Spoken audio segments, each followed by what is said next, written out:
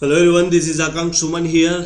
Now we are going to start the next chapter, that is dynamic analysis of the single slider crank mechanisms.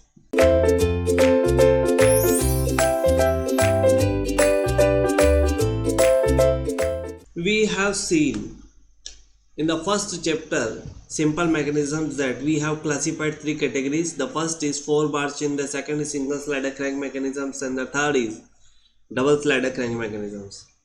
So in all the three simple mechanisms there are 4 links and 4 joints. Okay, and if I'm talking about the single slider crank mechanisms, out of 4 joints, out of 4 pairs, one is sliding pair and the remaining 3 are turning pairs. Okay, this is the single slider crank mechanisms. The number of links are 4. Okay, and if I'm talking about the pairs, turning pairs, there are 3 turning pairs and the one is sliding pairs. That's why its name is single slider crank mechanisms. Okay, so in the dynamic analysis we will consider the forces acting on the single slider crank mechanisms parts. Okay, so let me introduce. In the introduction part we will see different types of terms that is going to be used in the dynamic analysis. Okay, so inertia of the connecting rod is not considered in this analysis. Okay, so let me draw the diagram.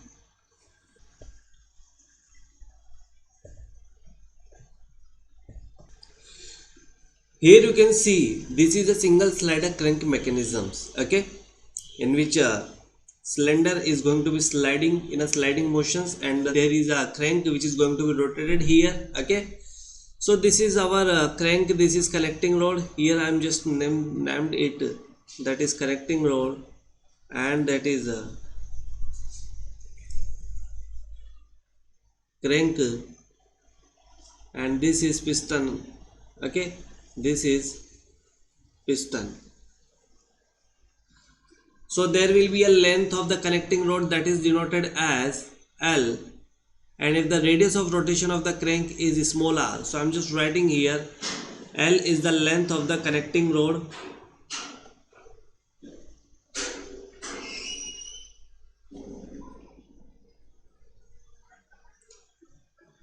it is the length of connecting rod, and the r is the radius of crank. You just have to know what term denotes the length of which link.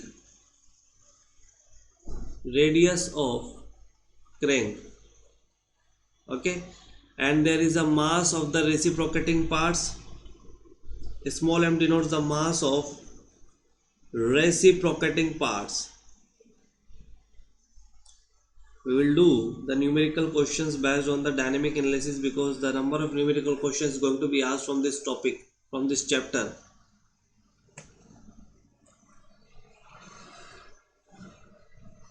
Mass of the reciprocating parts. Okay, and if I'm talking about the obliquity ratio, that is important. How to calculate the obliquity ratio?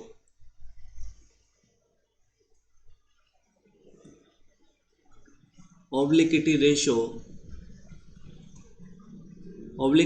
is denoted as N is equal to L upon R. This is the obliquity ratio formula. N is equal to L plus R. Here you can see that we know that the length of the connecting rod is greater than the radius of rotation. Okay, so N will be greater than 1. Okay, and it is having the large value. This is the obliquity ratio. N is equal to L plus R. In the numerical questions you will see that number of in every questions you have to find out the value of obliquity ratio. So if there is an angle, if this is a crank which is going to be rotated, and this is known as the inner dead center, this position is known as the inner dead center. Inner dead center means theta is calculated from inner dead center. And here this is the theta, which is angle turned by the crank from inner dead center, or you can call it as top dead center. CG sometimes call it as the top dead center. So here I am writing that theta denotes the angle turned by the crank.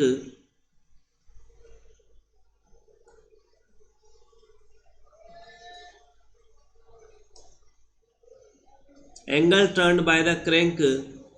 Angle turned by the crank from inner dead center or top dead center. Okay, from inner dead center or top dead center. This is the angle turned by the crank. Okay, now if I'm talking about the angle turned by the crank, we all know that omega is equal to d theta by dt. Omega is equal to d theta by dt. So what will be the omega? Omega will be the angular velocity of the crank.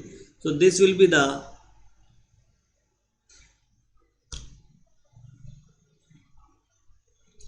angular velocity of the crank. It will be omega is the angular velocity of the crank. Okay, so you can see here, if this is the theta, if this is angle theta, we can draw a perpendicular here, and when we draw the perpendicular, what we will get, this is the perpendicular, okay, 90 degree, okay, and this is r, we all know. So this means this angle, if this angle is theta, that means it would be r sin theta, yes or no? If this is a,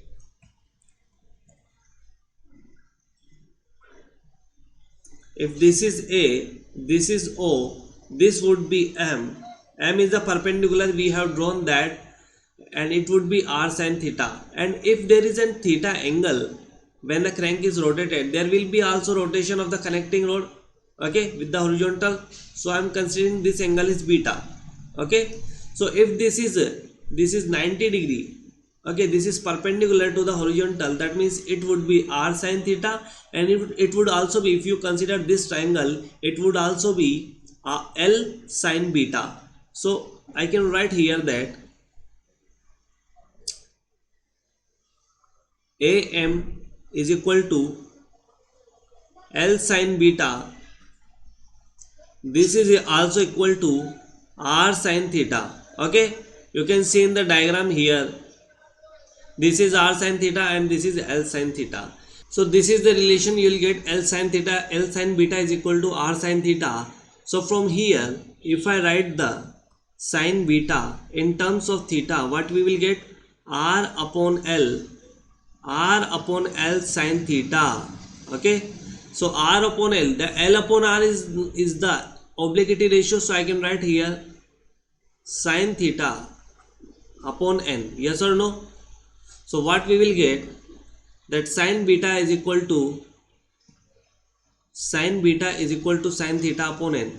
And if I going to find out the value of cos beta, then how can we calculate cos beta? We all know that cos beta will be equal to under root of 1 minus, since we know that cos beta is equal to 1 minus sin square beta, then we can calculate the value of cos beta also. This would be helpful when we calculate the piston motion, velocity and acceleration of the connecting rod also, that will required there. Okay, so this would be under root of 1 minus